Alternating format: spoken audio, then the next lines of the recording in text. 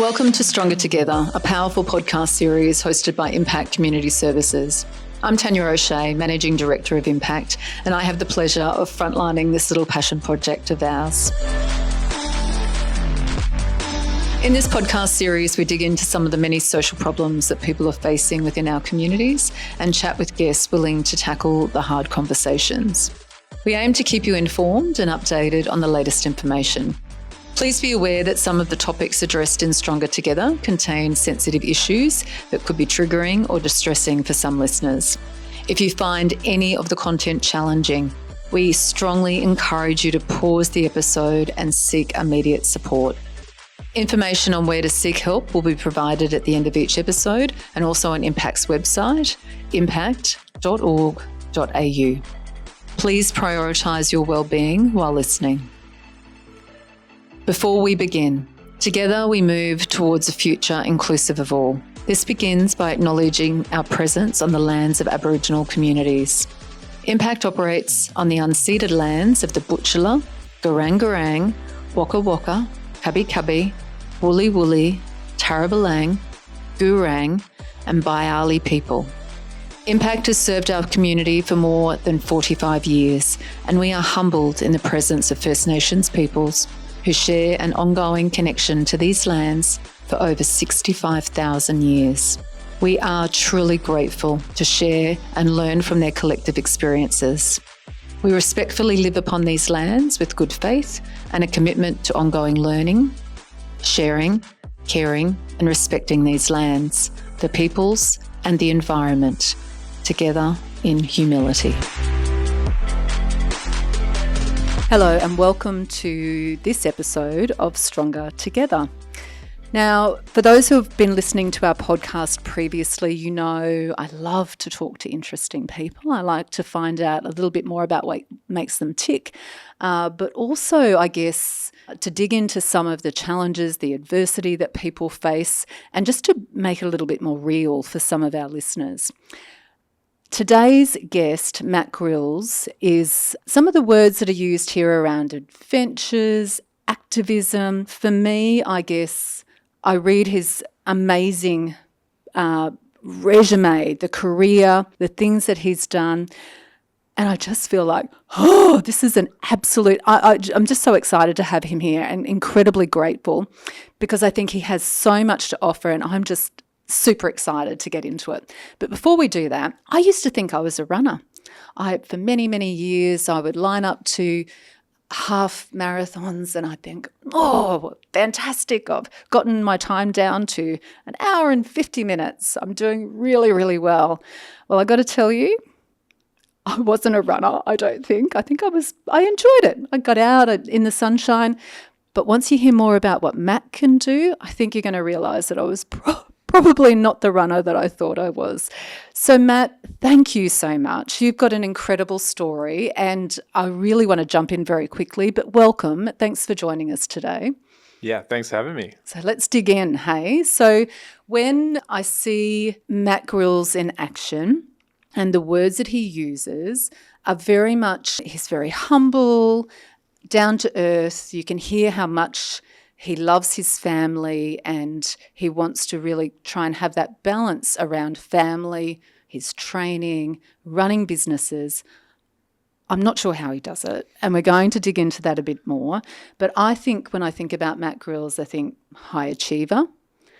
When you see Matt Grills, and for our audience, you can't actually see Matt, and I'm going to ask him to talk a little bit about him because Matt stands out in a crowd. So if you see Matt, you will definitely not miss him in a crowd. He's a family man. Matt pushes boundaries. You know, he doesn't accept conventional or expected societal norms. He will push those boundaries and labels, and he from a diversity and inclusion perspective, I think you're really strong in that space. So I'm keen to find out more. But under all of that, he's compassionate and kind and generous and very much the heart of our community here in Bundaberg and a business owner. I don't know how you do it, Matt, but tell us more about when you hear all of those different ways that, I've just described you then. What stands out for you? Many kind words. I appreciate all that. It's it's a lot. And I think a lot of the time, I was speaking to a friend recently about this, that you live life and you set yourself up in a certain way and lifestyle and habits that over time develop, and you refine them and hone them. And a lot of the time it just seems like you're living life and you're just doing the best every day that you can and trying to fit as much in as you can. And that balance thing is a big thing. And you don't think it's that big a deal until times like you're doing podcasts and things like this. And then you actually stop and think and listen. And you're like, man, I guess I do a lot, and there is a lot involved in my life, and we're in the thick of it at the moment. Our girls are 14 and 11, so it's a really busy time for them. And then, that balancing of trying to balance your personal life and business life and social, and not that there's a whole lot of that outside of work, but trying to balance all that is also can be difficult, but also super important. So it is a lot. I don't really know where to start with all that, but they're very kind words. And just on your introduction, never don't feel like a runner. I actually take exception to, because people see what you do, and I think as humans we always want to minimize what we do based on the achievement of others. And I'm guilty of that as well. I follow a lot of people that I feel like a lot of the time I'm like, why do I bother? Even though I feel like what I've done is quite significant, especially in the running space. But I think anybody that's doing something, whether that's a 10-minute walk a day, something for their mind, or reading, or a yoga or a practice, or anything to make themselves better on a daily basis, I never want to minimize that for anyone.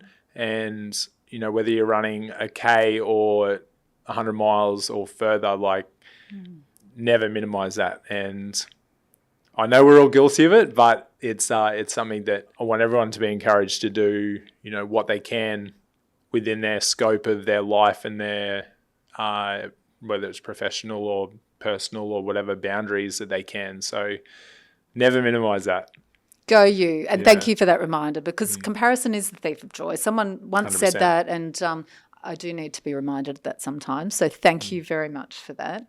So high achiever. So when you think of those words, high achiever, so you've mentioned your business. So it'd be great if we could find out more about what you would like to share around your business, that juggle, your running, how much you train a week and what sort of running you do, but also your family, and that community value that you provide here locally. So tell us more about that. Matt Grill's the high achiever. Oh my gosh, there's probably a book in the 4 points you just mentioned, and hopefully there'll be one coming one day. But yeah, so as a very brief background, we've been married for 22 years this year. So I was married at I was 19, my wife Tegan was 18. So we've been married for 22 years. We have a 14-year-old and 11-year-old girl. Bit of a change next year. They'll both be in high school, which could be good, could not be good. Time will tell. And yeah, so I've had a number of different careers over the years. Probably not careers, that's probably not a fair word. One, probably career, a lot of jobs. And in the last 7 to 8 years, found ourselves in business. So we have currently 2 specialty coffee shops, and my wife also has a hairdressing business at home. And yeah, so she looks after her hairdressing business and helps out with some of the stuff in the background with the coffee shops. But typically I sort of look after the day-to-day running of the coffee shops, and with a good team. And then the training side of things has also developed over the years, and it certainly didn't start the way that it has now. So again, on a very surface level, I've been doing ultra running and ultramarathons for about 17 years now. And today, and the last few years, having businesses it can be quite of a balance and juggling act with trying to fit everything in. But part of my whole ethos is like not making excuses. We all have the same 24 hours in a day. So my day typically, obviously every day is not the same, but typically starts between 3 and 4. And I wake up, I get a couple of hours of training in the morning. then straight into the shop, work, whether it's a full day or a half a day, depending on rostering. Some days I'll train then a second time in the afternoon, depending on what I'm training for, but it will be either training or running the kids around to all their activities, doing back-end stuff for the businesses, cooking dinner, preparing all that stuff. I try and do as much as I can at home with all that stuff as well to help out and make all that work. And then try and get to bed between 8 and 9, depending on what's going on, to do it all again. And I've become really good at time management. I think it's definitely a strength that I have. But also try to not I guess from an outsider's perspective, it looks like probably a lot of the time I do overcommit, but also try to allow space to go with the flow and do stuff with the kids if they want to do something out of the ordinary that's not like one of their activities or stuff at home. So it ebbs and flows, and it is a constant juggling act, but I think most of the time I do okay, but certainly fail on a pretty regular basis as well. So, yeah. I kind of I want to come back to the word ultra and what ultra actually means when we're talking marathon. And you kind of just brushed over, I train in the morning and then I train again in the afternoon, and then link that to ultra, because we're not talking you train a couple of kilometres, you go for a bit of a 5K run before you open the coffee shop at what time? 6 a.m. So we're starting work at 6 a.m. We've already trained before that, and then training again in the afternoon. So what does it take to be an ultra marathon runner, and that training commitment, morning and night? How many kilometres or hours are you actually doing in a day and then over a week? What does that really look like? Yeah, so it ebbs and flows depending on what I'm training for. Usually I have a race, or I like doing a lot of self-organised events as well. So that'll be not like a sanctioned race. It'll be something like a project that I want to do. So it will depend on what I'm training for, but as an overarching, I guess, viewpoint, the last 5 years I've averaged over 100K a week over the last 5 years. So consistency is my big thing. So typically I'll train in hours. It'll be between 10 and 20 hours a week. And again, that'll depend on what I'm training for. So 20 hours is probably the higher end. If I'm getting close to a competition, there'll be a few weeks of that, like 180 to 200 plus kilometers a week. And then maintenance for me is around that 100K a week. So, and then there's rest periods that I try to do, but probably fail at resting. The whole running thing has really changed and developed over the years for me. It's something that I really need to do for my mental health and clarity. It's a time, particularly early in the morning, there's not even any cars out. Typically it's super quiet. There's no distractions. My life is full of distraction's not a fair word, but constant input from, whether it's phones or kids or employees or jobs to do. So that time in the morning is particularly really important to me, where I can go for a couple of hours and think about nothing or think about everything. And it's a really great way to start the day, to get your heart rate up and to get moving. And yeah, so it's as much an importance to me for my headspace and to set up the day as it is as a physical thing. It's taken a long time to build I call it a practice. Like, it's taken a long time to build that. I feel like ultramarathoning and trail running and things are becoming quite popular now. A lot of the races sell out really quickly, and it's a popular sport. It's still a niche sport, but it is becoming much more popular.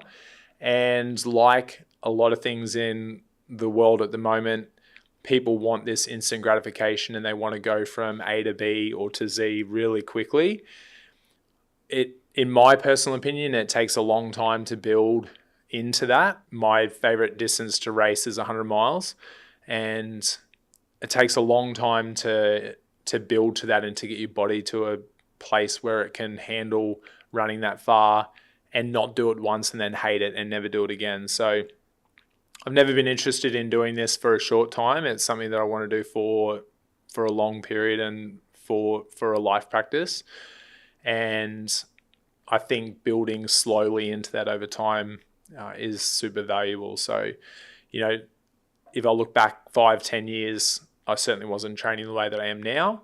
And even though I've gotten older, I feel like I've developed, certainly as an athlete, my durability, probably some of my recovery and things like practices around that have improved to be able to handle that, 10 to 20 hours a week and not completely break down. And although sometimes it feels like it's close, but that's kind of the point as well. So yeah.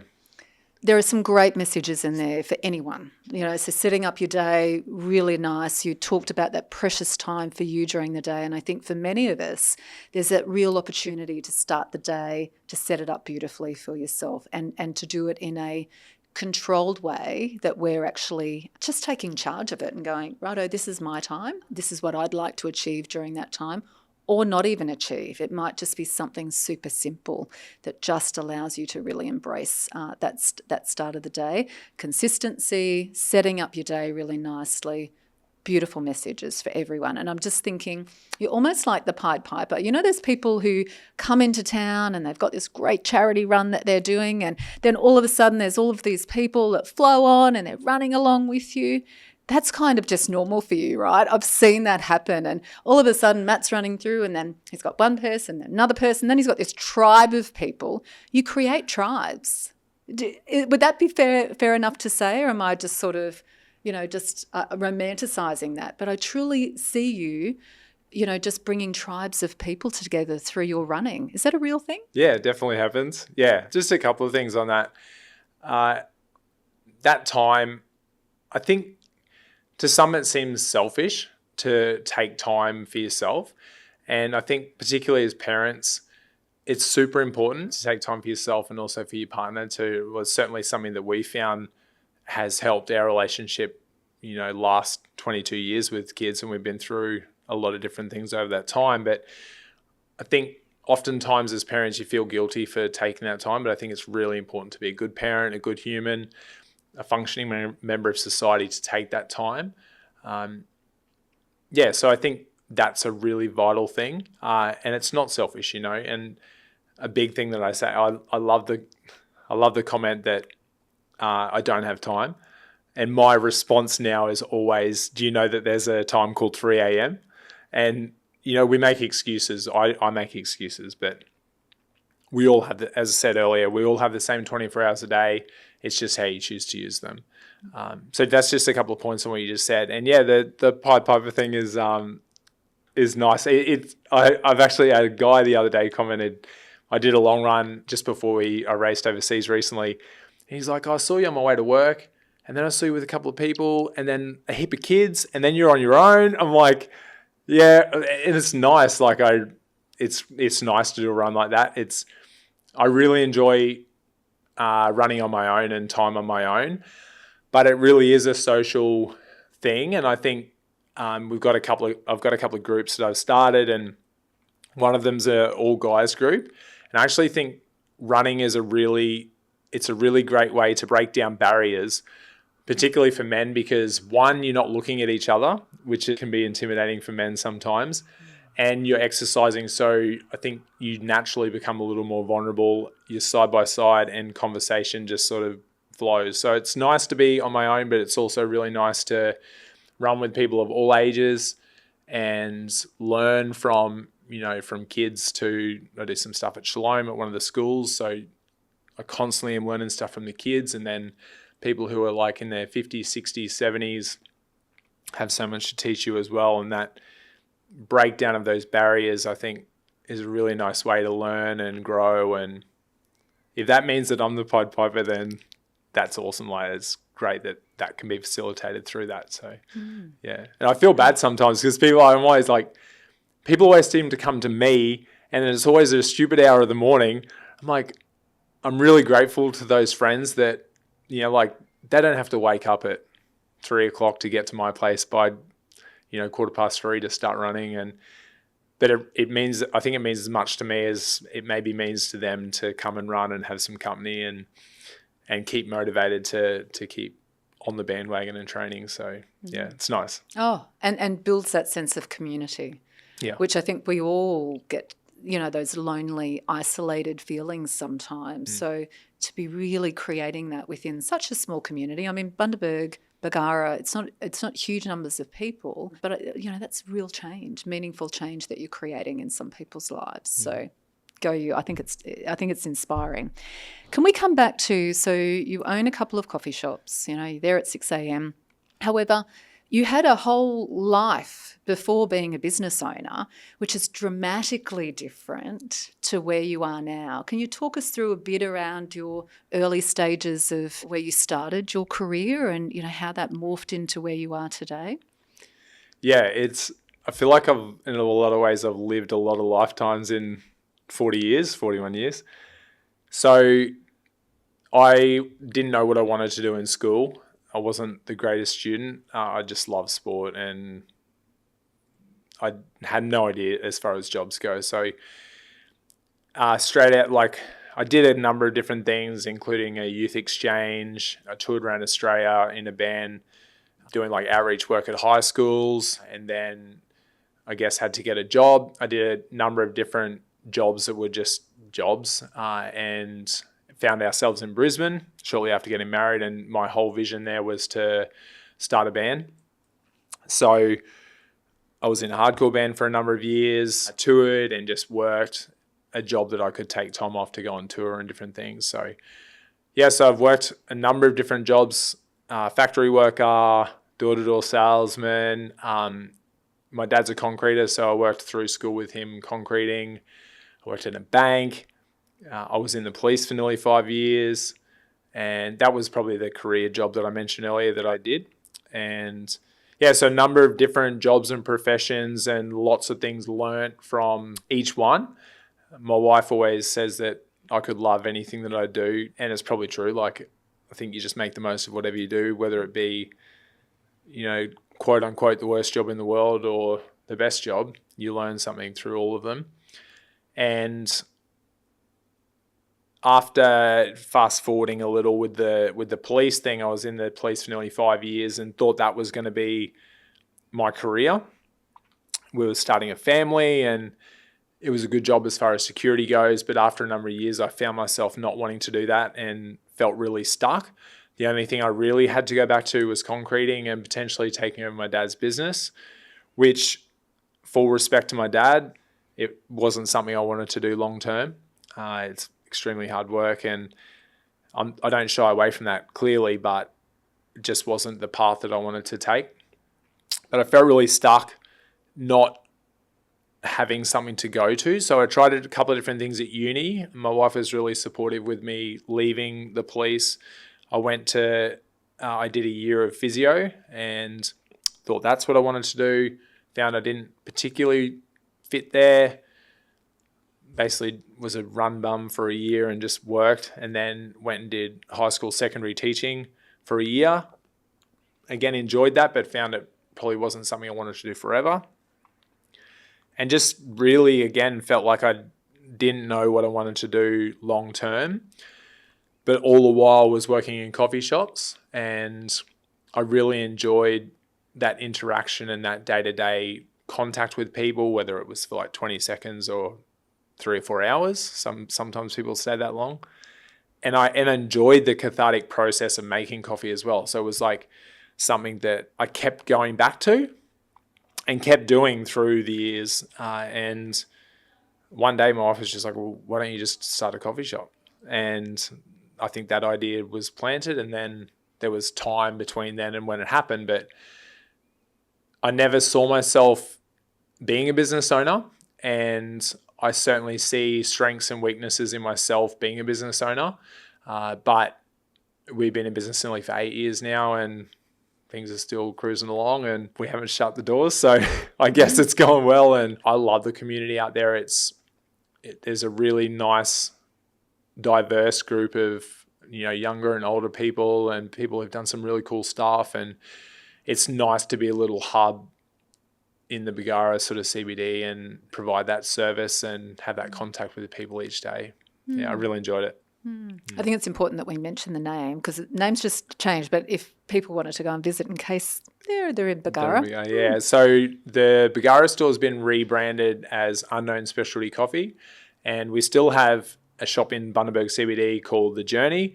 We're currently trying to sell that business just to simplify things a little and just have one, but currently still have the two trading. So Thank you. So there are some beautiful messages, I think, for our young people as they're preparing to leave school. There's still pressure on young people to make a decision around what are you going to do, what's next for you, going to uni, and committing to something. And I really love, how you have shared, warts and all. There was, I've made some decisions. I've actually never thought of something as, the worst job ever because I've learned something from everything that I've done, and using that knowledge and that understanding then to create something from that was, knew I really enjoyed that and I loved the process with this and that cathartic, that feeling of that's a really cathartic process for me, and building something from that. There's some really wise words in all of that I think many of us could take away, because sometimes we just think, well, this is what I'm going to be doing for the rest of my career, or, well, I've got to do this because it's paying, the wages or the mortgage or whatever. There's options, right? There's always options, but linking it to the stuff that really lights us up, I think, was one of the key messages from that. And whether it's right or wrong, I tell especially my oldest daughter, she's picking subjects and she's 14 years old. And I'm like, whether it's right or wrong, I tell them, I'm like, I'd be really disappointed if they went from school to uni to a job. Like, to me, life is to be experienced. And I don't think again, this is just my personal opinion, it's probably unpopular, but I just don't think any kid should be making a decision when they're 14, 15, 16 years old on what they want to do forever. I still am not sure I know what I want to do forever, like, I think that through experience and travel and seeing the world and doing things and experiencing different people, we find our way to what we want to do. And maybe that's a mindset thing with, the way maybe just is the way my brain ticks. But I feel like if I wouldn't have done all those things and experienced all those things, I certainly wouldn't have the life experience I have now to have done and seen and been where I've been. So I think that's one side, but then I also see, my best friend who's now working with us, I saw him go through a similar thing I went through when I was in the police, and he was in a job that he didn't enjoy, and he was there for years. And, he'd work 5 days away and come back on weekends, and every weekend we'd run, and, we'd constantly be having these conversations about, like, he felt responsible as a man to provide for his family, and to fulfill that role. And I personally just don't think that, providing you have a supportive family and structure, money is not a reason to do anything. Like, he really felt stuck to do that and felt rightfully so cautious to do anything else and to step outside that, because that was doing the job. And even though he was pretty miserable, which I'm just like, it's like nothing is worth that. I hear all the time that people don't like their job and they're not happy. The only person that can change that is you. And I know that's scary. And I've been through that, as I said, with the police. And I really did feel stuck probably for a year and a half. I was like, I don't want to do this forever, but I don't know what else to do. It can be a lot easier if people actually have an idea on what they want to do. Like, if they have a path and they're in something they don't want to do, but then they find something they want to do. But if you don't know, like, that's a really difficult place to be in. But as you said, it's all learning, and we draw things through life.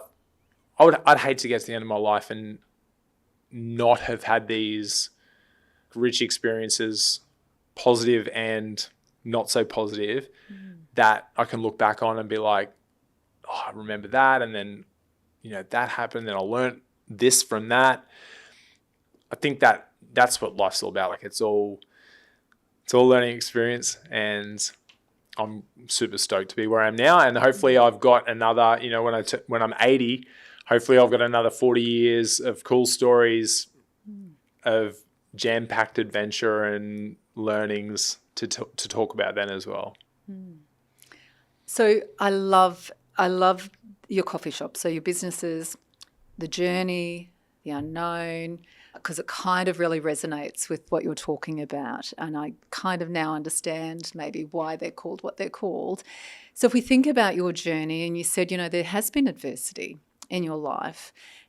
If we talk a bit about from a health and well-being perspective, because I don't know what nutrition someone who's doing ultramarathons and training them the amount that you do in a week, what that looks like. So can we now start to unpack a little bit about health and well-being? You talk a lot about mindset, how that plays a role for you, and some of the health battles that you've had as well during your life, and now some of those routines and habits and rituals that you've integrated within your practice that are now steadfast and important to you, and why that is. So I guess I grew up very typical Australian family, typical type meals, didn't think really anything about, I never remember thinking about nutrition or healthy lifestyle or anything when I was a kid. I think most kids and most people around my age, eating was just like something you did to just keep getting you on to do the next thing. I played a lot of sport. I was too on the go to really be thinking about any of that. So none of that really was in the forefront for me until when we moved to Brisbane. I got really into bodybuilding and weights in the gym, and that was the first time I actually remember like thinking about nutrition. So I was on a typical bro diet of eating like mass amounts of like meat and dairy and eggs and protein powders and anything that would make me bigger. So that was like that first time that I actually thought about what I was actually putting into my body. That lasted for a number of years, and then around the time that I got into the police, so I guess I would have been mid-20s, late 20s, I had found out there were a few health issues through the years that different doctors just put down to, there was no real answer. It was just like, oh, it's just the way it is. And eventually it led to my doctor in Bundaberg doing some blood tests that led to some scans and different things, and eventually found out I had a pituitary tumor. So a tumor at the base of my brain. And so that was naturally quite a big shock. It was, we'd just fallen pregnant and I just started a new job. It was super stressful. I quite quickly had surgery to have the tumor removed, and then went through the process of a number of years of, first it was monthly, then it was 3 monthly, then 6 monthly, then 12 monthly checkups and scans and MRIs and the whole gamut. So that time period was pretty stressful. I was really well supported in the police with finding out about that, and that removed that stress, which was really comforting, like a new family and thinking about not having sick leave and different things like that. So that was really good. And around that time is sort of when I started to get a bit sick of the whole gym thing. I've been doing that for like 5 or 6, maybe 7 years. And my dad was a runner, and I was like, oh, maybe I want to do something different and challenge myself in a different way. Dad's into running. He was running like half marathons and marathons. I'm like, how hard can a marathon be? I'm like, I'll give it a go. I was 103 kilos of muscle, and I was like, running when you're that big is not easy. So around that time, I'd started to sort of ease into running, and my dad did me a program. As most people do when they get into something new, they're like reading and learning, and I was buying the magazines, and I started to see all this stuff about like vegetarianism and veganism and how it can be beneficial for recovery.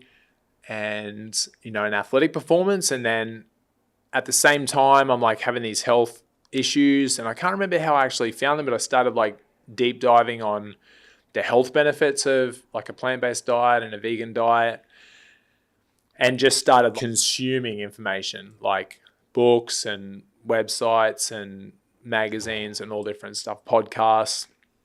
So through that process, I sort of was like, oh, I'll do a bit of an experiment. And when I turned 30, I was like, I'll go vegetarian and I'll see what happens. So giving up meat was quite easy for me. Even though I was eating a lot of it, for some reason it was pretty easy just to cut that. And, I felt pretty good.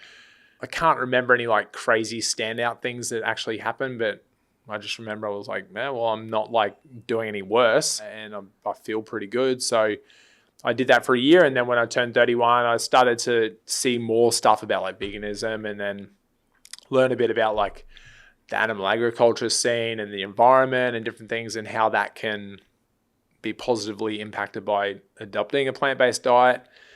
And I've got like a super sweet tooth. There was no vegan chocolate or cakes or biscuits or like, it was like giving up dairy was very few alternatives. There was very few alternatives. So I was like, giving up dairy was a big deal. So it took me I made a decision on my 31st birthday. I was like, I'm going to give this vegan thing a go. So it took there were a few hiccups along the way, but after a month or so, I sort of weaned that out, and I haven't looked back since. And like most things, when you start out something, it's a big deal and it's like a big hurrah. And, you want to save the world and you get in these arguments and everything. And that takes time to sort of simmer down a little. So now it looks, like there's been definitely some interesting conversations over the years, and I've certainly equipped myself with the knowledge that I need to maintain that lifestyle. Like, it started out, as I said, as an athletic and as a health thing, whereas now I sort of stay vegan for those reasons, but also predominantly now for environmental and animal rights issues. So I take the approach now where I'm like, I don't talk about it a lot. I've got it tattooed on me. That's fine. And I just live my life and do my thing. And every now and then I might do like a social media post about it. It's very few and far between. The only thing that I have is I'm more than happy to talk to anybody about my beliefs around diet and lifestyle.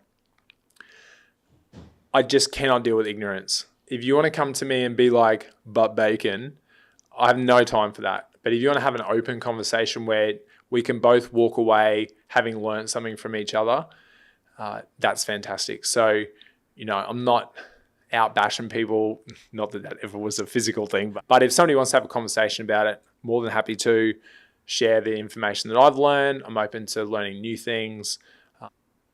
So that sort of brought us to where we are now. And as far as athletically goes, I think what I've achieved athletically is enough evidence to say that it's not doing any harm to me physically.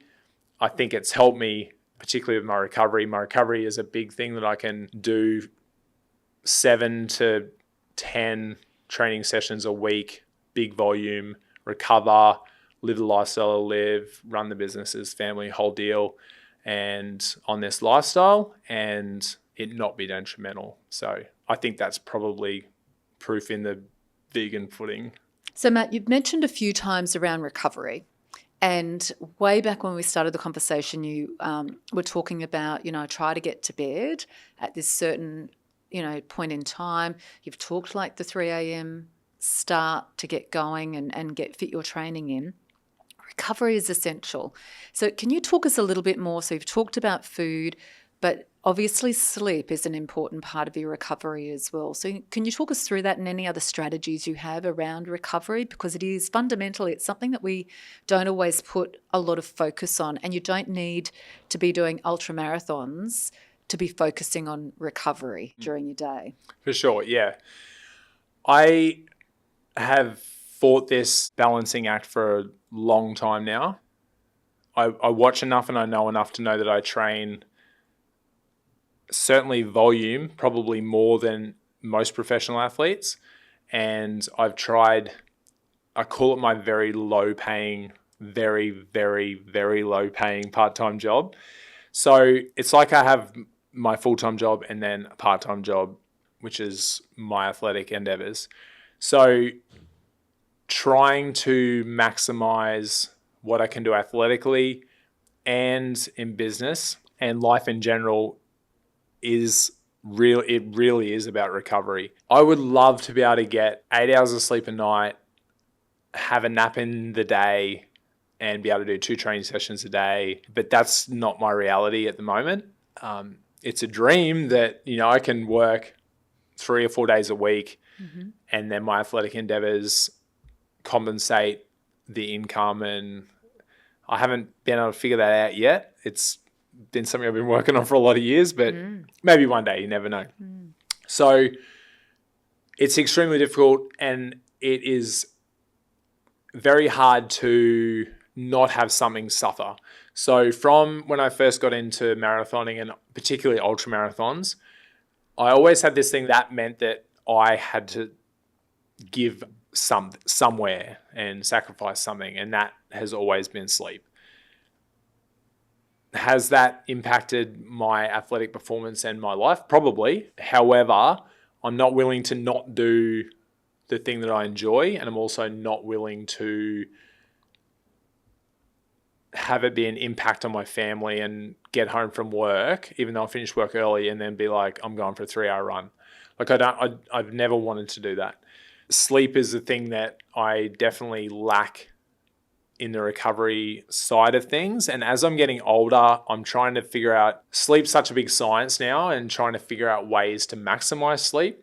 I think even though some people might be in bed for 8 or 9 hours a night, their sleep quality is probably not great. So trying to figure out how I can maximize 6 to 7 hours in bed, but have good quality sleep, is something that I'm now trying to do. It's not easy in like today's world with, only coffee shops.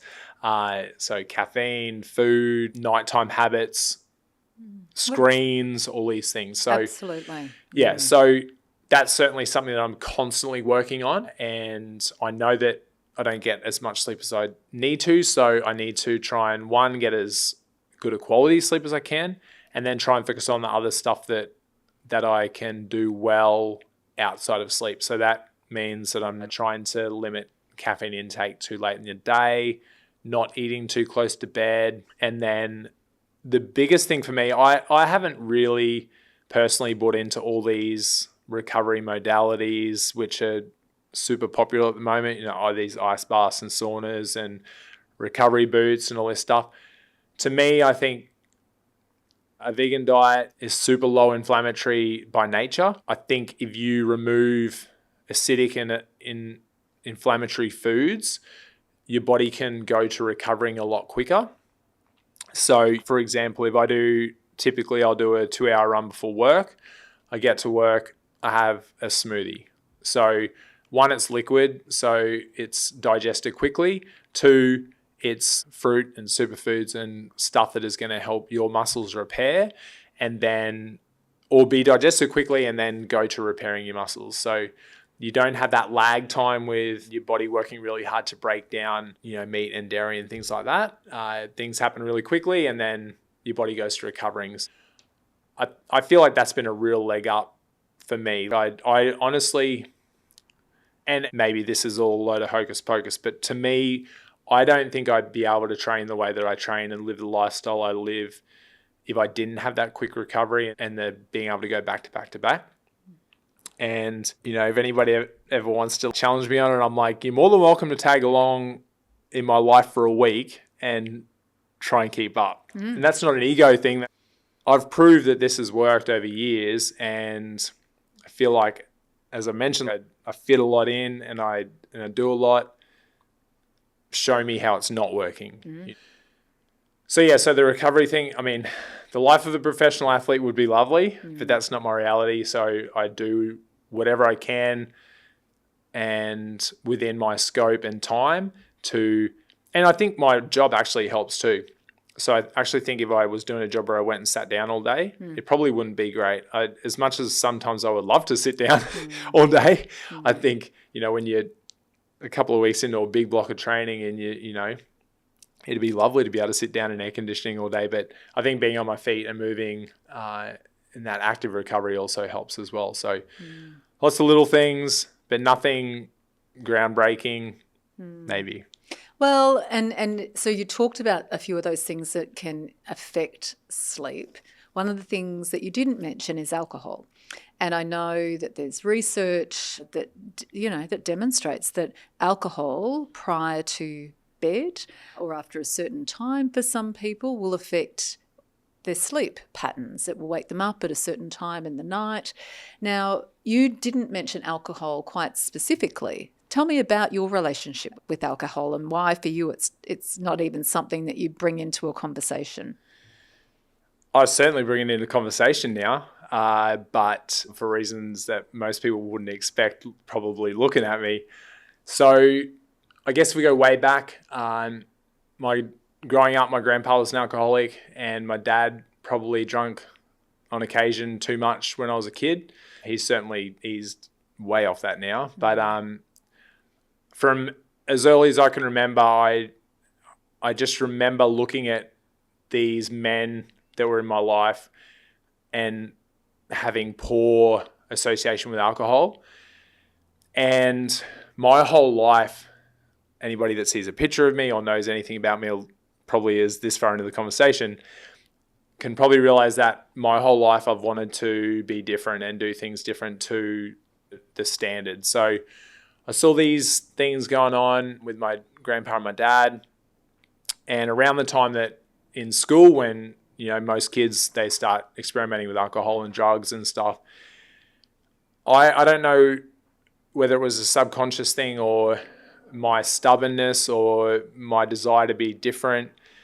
I saw this all going on and I don't remember the day, but I just remember making a conscious decision that I didn't want to drink or do drugs. So to this day, I've never drunk alcohol. I've never tried drugs. I've never had a drag on a cigarette. And most people find that hard to believe, but believe whatever you want. The only alcohol I've ever had is we grew up in a traditional church and had wine at communion. So that's the extent of my alcohol consumption. So it's something that, again, as I made these decisions and I didn't really know, I guess I had my reasons, but I didn't really know why or associate anything to it. Then when I started my hardcore band and I started to get into the hardcore scene, I actually learned about this thing called straight edge, which was like hardcore music and metalcore and heavy music is a niche music is already on the outskirts. But then I also found this community within that music space of this idea called straight edge, which is these ideals started in sort of the 80s with a couple of bands of these people who drew X's on their hands. And it was like a symbol that when you used to go to a club, people that were underage would get X's put on their hands as a sign that they couldn't buy alcohol. And this straight edge community adapted X's on their hands. And it was like a lifestyle within the hardcore community of not drinking, not doing drugs, and not sleeping around. I lived to that. I'm not sure about others, but that was like part of the thing, right? So I found this community within the hardcore scene, already a niche community. So it was like a niche community within a niche community of these people who are like actually proud of the fact that they don't drink and they don't do drugs and they're out of step with society because they don't do these things. So that was really cool. That's come and gone in life as I've moved in and out of the music scene. I'm right back into it in the last like 5 or 6 years. So it's really nice. There's now like these straight edge run clubs and it's really cool. Like it's real. I think it's and it's something now that I'm really trying to bring into speaking to young people. And it's a desire I really have with wanting to do presentations and stuff at school, because I just feel like there's so much pressure on kids in a lot of ways. And one of the main ones is this pressure / societal norm of consuming alcohol, experimenting with drugs, smoking cigarettes or vaping or whatever the new thing is. It ebbs and flows with, depending on the era. But I think alcohol, 90% of the world's problems probably wouldn't exist if it wasn't for alcohol. I personally believe that no good comes from alcohol. People can make up whatever stories they want about it being healthy and rah, rah. The whole wine thing, I'm like, eat grapes. All these stories that people tell themselves about whatever reason, oh, it's fine. Nothing good comes from drinking alcohol. It's not a health food. It's a toxin. Anyway, at the risk of ranting, I've made a conscious decision, and it's something I'll never do in my life. And again, it's no judgment on anyone else. I feel like it's it's becoming an area in my life which I feel really led to speak about. And as I said, maybe it's with having teenage kids now. Maybe that's been part of the boot to move more into this. I don't understand why it's so difficult. People are like, it's so hard not to drink. I'm like, it's really not. It really is not. I go to gigs and pubs and everywhere that normal people go, and it's literally not that difficult. So I guess all I would say is, if it is something you struggle with, or it's something that you don't feel like is serving you in your life, send me a DM, send me an email if you need to, but it's really not that difficult. And I feel like my life's been pretty full, and I haven't missed out on anything from not doing drugs or drinking alcohol. Love it. Thank you. Because I think it's a really important conversation, because alcohol frequently for people is used as a numbing, because there's such challenges. So that's an easy way to just escape for a while, or it's just their go-to. So I think that relationship that we have with alcohol, I think it is being honest about what is that about? What's driving that? Why is alcohol, something that I find really hard to not have? So thank you, because I think that there's some really good messages in that. And thank you for being so generous and saying, hey, if you want to, have some advice around that, or just check in, just DM me. So thanks, Matt. I think it would have been a slippery slope for me too. I really have an obsessive personality, and I'm well aware of that. And I think if I would have started down that path, I may not be where I am now. So how I had that mind frame at 14, 15 years old to make that decision, I don't know, but I'm really glad that I did. Yeah, there's certainly there's a wise person in there through all of these messages. And you were asking me earlier around, I'm always interested in how people will describe me. And that's what I was just busily writing notes here. We're not getting to that yet, though. So can we, for the benefit of the people listening, you've talked a bit about that individuality. I call it, this guy stands out in a crowd. You won't miss him. So if there's a group of people in a room, there is absolutely no way that you're going to miss seeing Matt Grills. So for the benefit of our listeners, how do you describe yourself? Because you've talked a little bit about you just mentioned tattoo earlier. It's actually a bit more than a tattoo. So let's talk, how would you describe this individuality that you've created within yourself, that you actually do stand out in a crowd, but you're also the person who, it's not about that. It's not about being that center of attention, which I absolutely love. This isn't the reason why you've done what you've done or made the choices that you've made. So talk us through a bit about that. Yeah, I really appreciate you observing that last part, because that is something I've struggled with over the years. So I don't know where that deep desire, I think I said earlier, came from as a kid. All I wanted to do was be different. And yet I have always had this deep need to be accepted and to be liked, I guess, for lack of a better word. So that's a really hard place to be in, because typically people who look different, who live a different lifestyle, they say they don't care what other people think, but I think a lot of the time we do what we do because we do want people to like us. So it's a bit of a dichotomy, I guess. So it's a bit of a tightrope too, isn't it? You're 100%. sort of swinging, you're oscillating between one and the other. And at the age of 13, 14, and making some of those big decisions that you've talked about, that must have been a little bit of a struggle as well, that wanting to be liked, but also wanting to be just so different. Yeah, for sure. And yeah, so it certainly is a tightrope. So, and it's evolved over the years. I started off, I was into like wearing weird stuff. I was into like dyeing my hair and haircuts and constantly fighting rules of being in a private school. And then I got into piercings, and piercings was like a big thing for a number of years. I had no interest in tattoos. I had an up and down relationship with my dad when I was in school, and we're like best mates now. So it's like, that's all water under the bridge. But he had a couple of tattoos. So I was like, I'm not getting tattoos. I was just into piercings. So that like ran its course for a little while. And then when I was on youth exchange overseas, I got my first tattoo. I guess there was some separation from like my family being overseas and my own. And that was like the start of that journey. It's an evolving process. And I started getting like a number of tattoos, and then that like just kept on going. And then again, in the music scene, like particularly the hardcore scene, it's like a massive thing, like people that are heavily tattooed. And for a lot of years, it was something that I really didn't like talking about. Like if somebody made a big deal out of it, I was like, it's almost like I was embarrassed. And I did this thing for me, and because I liked, I guess, what it's sort of associated with music and heavy music and things like that. But it was almost like I was embarrassed if anybody brought it up. So that actually like lasted for quite a while.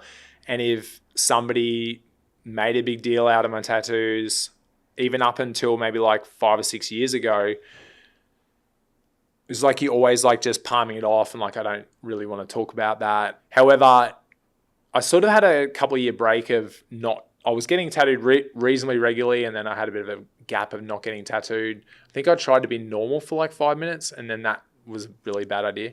And then boring. Yeah, boring.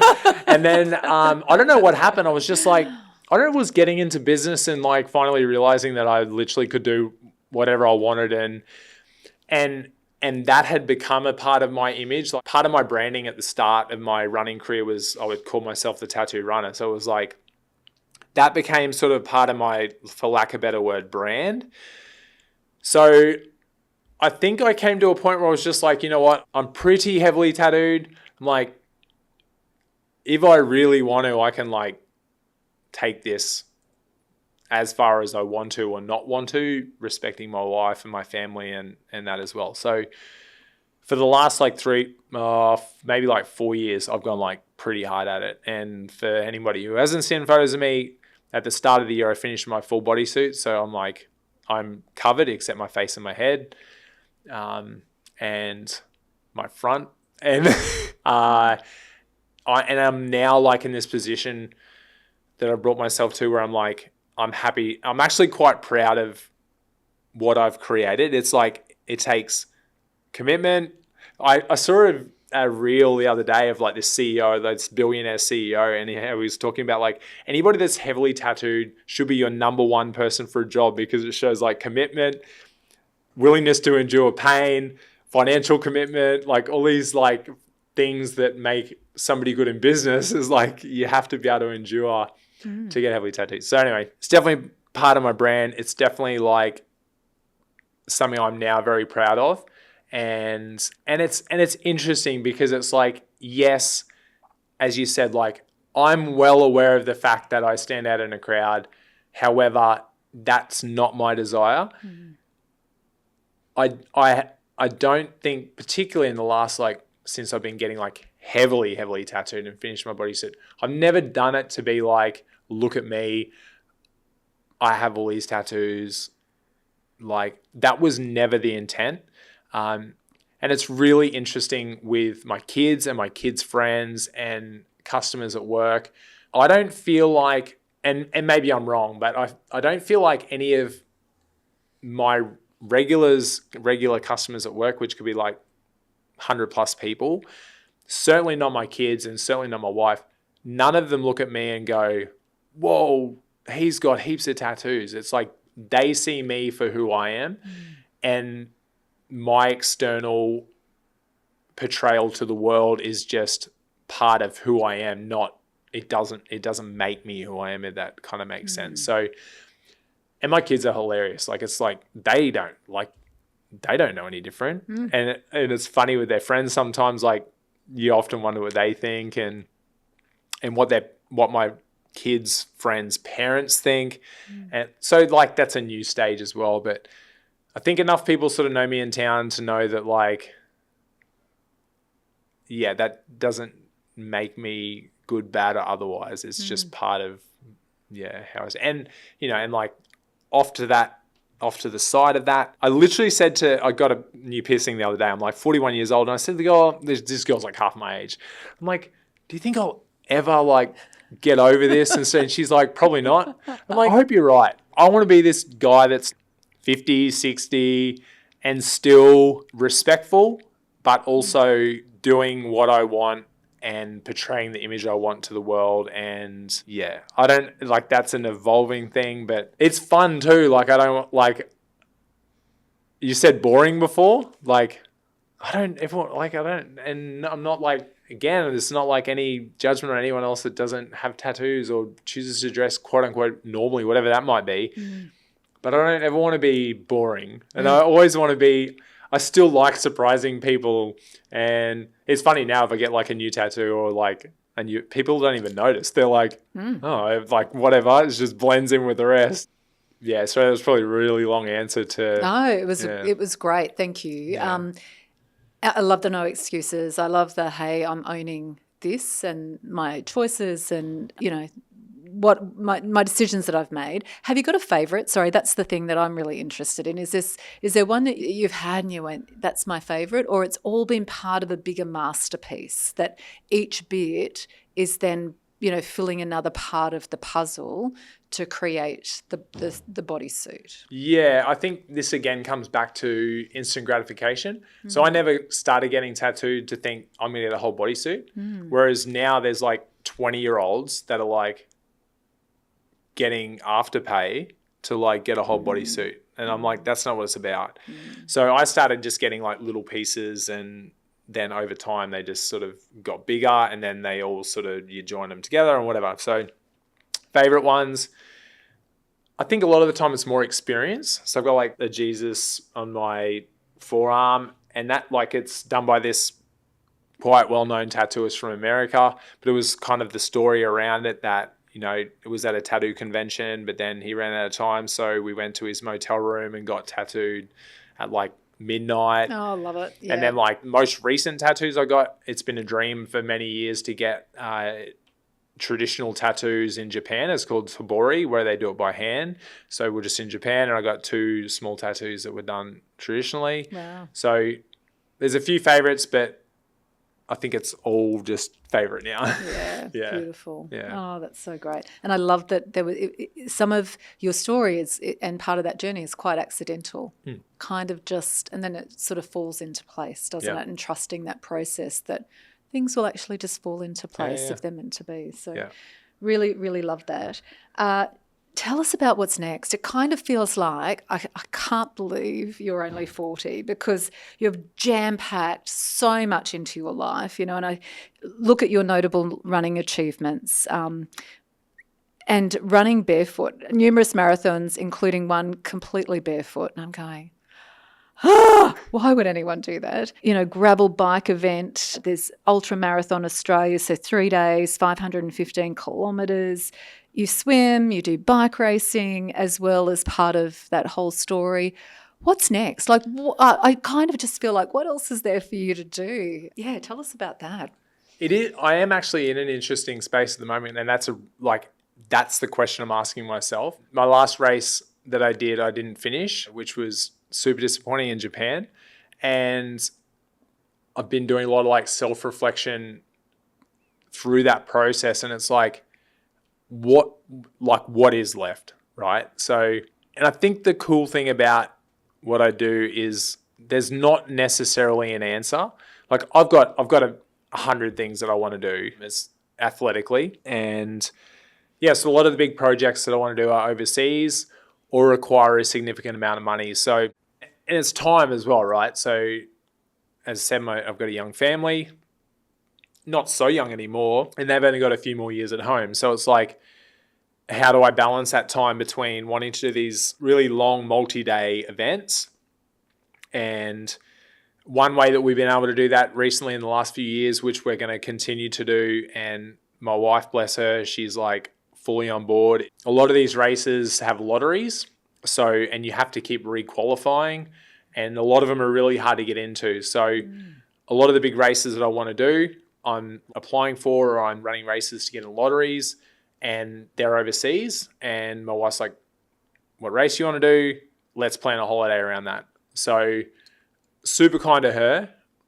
There is probably some ulterior motive because she gets to go on a really cool holiday as well. Yeah. So, I've been able to race in America. Last year was Italy, and then this year's been Japan. So a couple of years ago, I started and I had a go at running across Australia.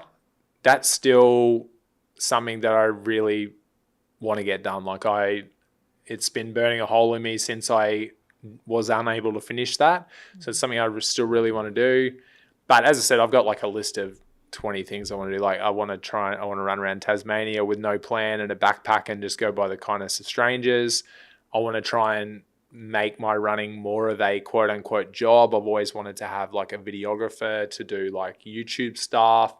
And there's a race called the Speed Project in America I'd love to do. There's a race in France. Like there's all these things. And then all the little we've just started this cool little project with me and a couple of mates for October.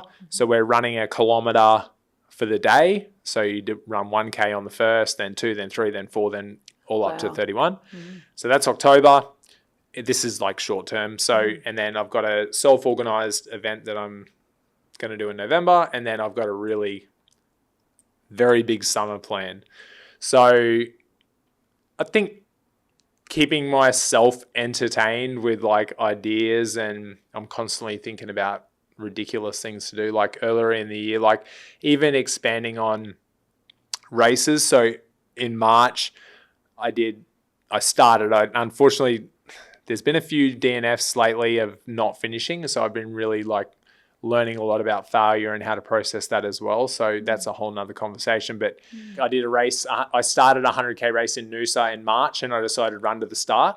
So that was like, I did that with my dad. So my dad drove my van, and I ran it was like 250 something kilometers to the start line, and then did the race. So like stuff like that. Gosh. Like that's what now interests me. So, and we talked about right at the beginning about comparison being the thief of joy. I think that's it. Is the saying. I'm guilty of that as anyone else. Like I look at, and social media is the worst for this, right? So like I follow all these people that are incredible humans, and like I look at stuff they're doing, and I'm like, man, like one, how do they get the finance to do that? And I'm like, two, and I would like to do that. But then it's the time thing, and so I don't think there's any new ideas, and there doesn't seem to be any limit at the moment to human potential. There obviously is, but I think I'm like on a constant quest to find out what that is for me. I still don't think I've found it.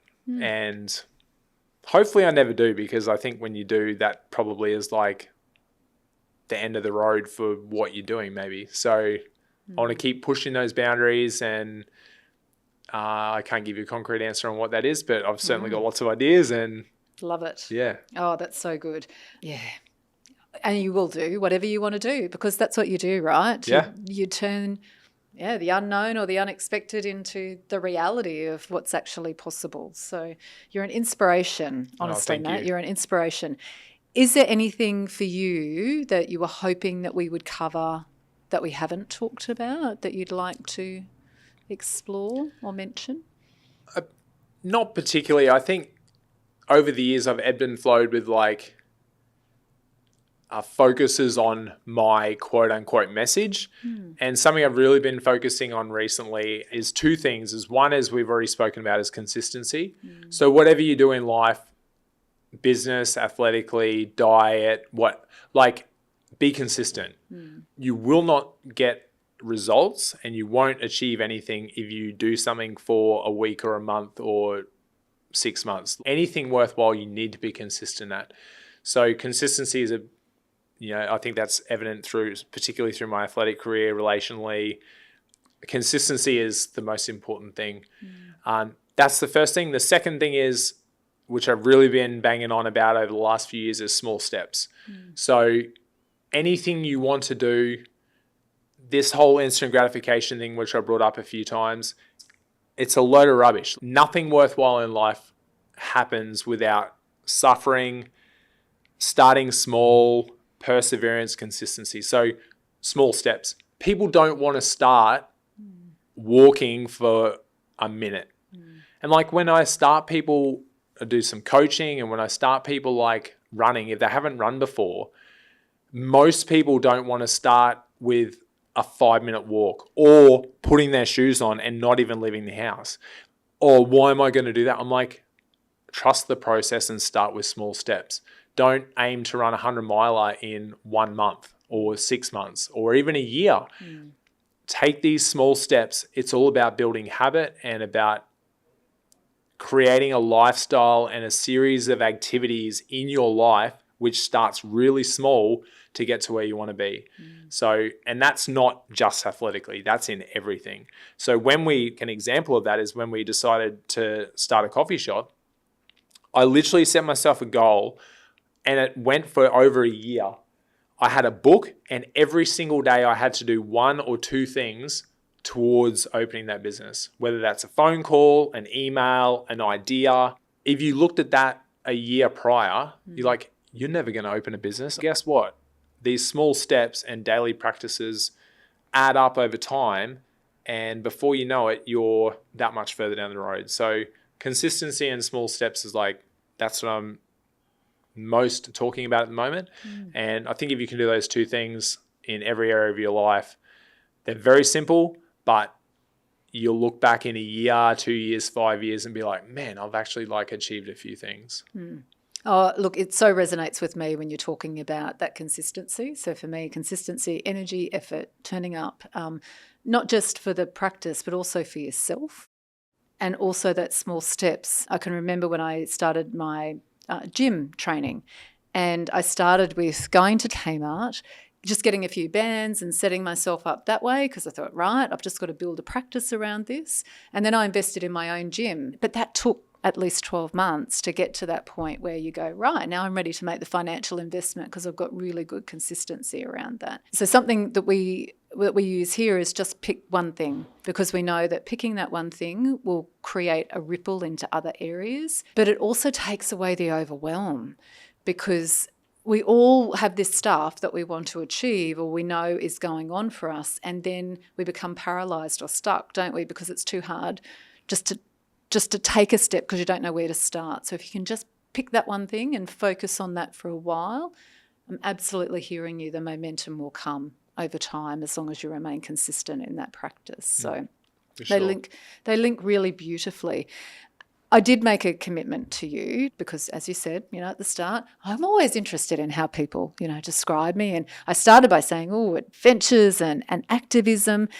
And the key messages that came through for me, and I had to write them down because they were coming to me, and interestingly, they all started with C. Strangely, I don't know what's driving that. But consistency was the first one, and that's around your energy in everything that you do. As you said, relationships, your training, your business, your community, your people, the way that's showing up, that's all consistent.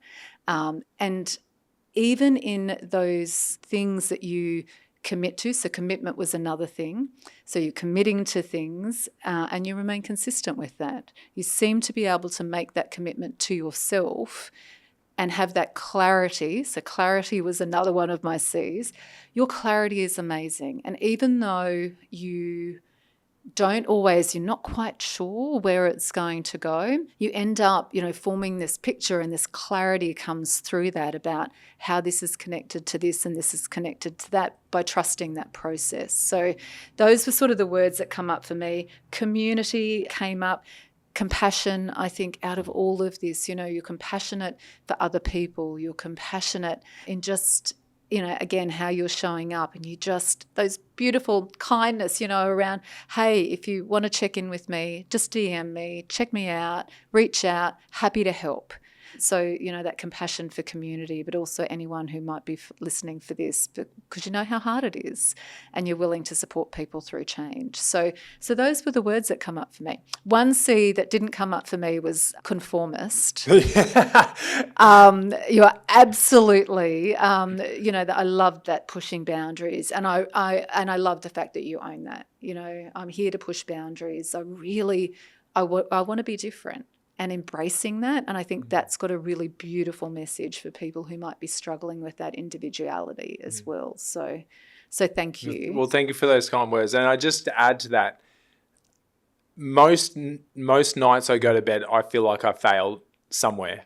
So I guess just one final thing to say for me is, one, it's very kind that you said all that. Thank you. But I often feel like a failure in so many areas of my life. And I know I'm really hard on myself, and I'm well aware of that. But I guess just know that through failure and through having high goals and high expectations comes success. So everyone that has achieved anything in life has failed multiple times.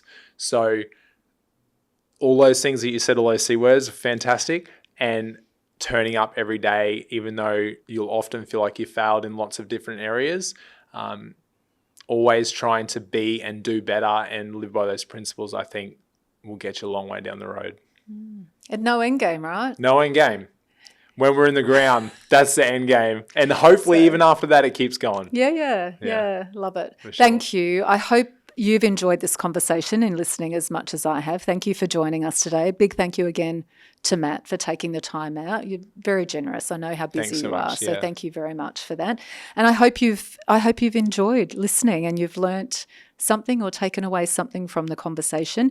Any links, we will absolutely link you in so that you can check Matt out yourself. We've tried to describe it as well as we can, but there's not quite anything like the real thing. But again, thank you for joining us on this episode. We look forward to chatting to you again soon. We understand that some topics in this podcast may have been sensitive or triggering. If today's conversation has affected you, please consider reaching out. Lifeline offers 24/7 support at 13 11 14 or via online chat. For those in the Wide Bay Burnett region, Impact Community Services is here to help. Visit impact.org.au and click the Make a Referral button to self-refer. Again, thank you for tuning in. If you found this episode informative, please subscribe to stay updated on current issues and resources that matter to you. Remember, we're stronger together.